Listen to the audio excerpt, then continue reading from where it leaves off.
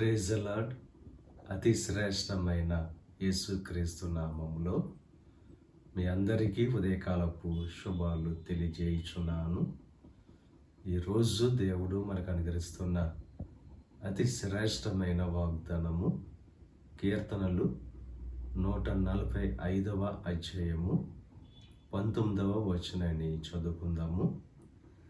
తన యందు భయభక్తులు గలవారి కోరిక ఆయన నెరవేర్చును. ఎవరైతే దేవుని యందు భయభక్తులు కలిగిన వారుగా ఉంటారో వారి కోరిక దేవుడు నెరవేరుస్తాడు. మన జీవితంలో అనుకున్నవన్నీ జరగాలన్నా, మన ఉద్దేశాలు సఫలం కావాలన్నా దేవుని యందు భయభక్తులు కలిగిన వారముగా మనం ఉండాలి. ఎవరైతే దేవుని యందు భయభక్తులు కలిగి జీవిస్తారో, ఆయన త్రోవల యందు నడుస్తారో వారందరూ కూడా ధన్యులు, దేవుని చేత ఆశీర్వదింపబడతారు. ఈ ఉదయకాల సమయంలో దేవుడంటే భయము భక్తి కలిగిన వారుగా ఉంటూ ఆయన కలుగు చేసే శ్రేష్టమైన ఆశీర్వాదాలు పొందుకుని మీ జీవితంలో మీ ఉద్దేశాలు, మీ ఆలోచనలు సఫలపరుచుకోవాల్సిందిగా ప్రభు పేరట మిమ్మల్ని కోరుచున్నాను. దేవుడు మిమ్మల్ని దీవించి ఆశీర్వదించి మీరు ఎటువంటి కోరికలు కలిగి ఉన్నారో వాటిని దేవుడు నెరవేర్చును గాక.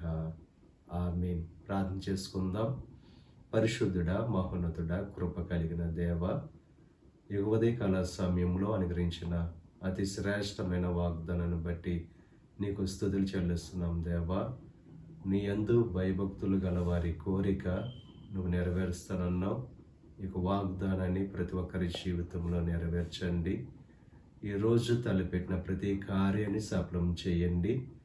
వారి రాకపోకల్లో నీకు సహాయం అనుగ్రహించండి.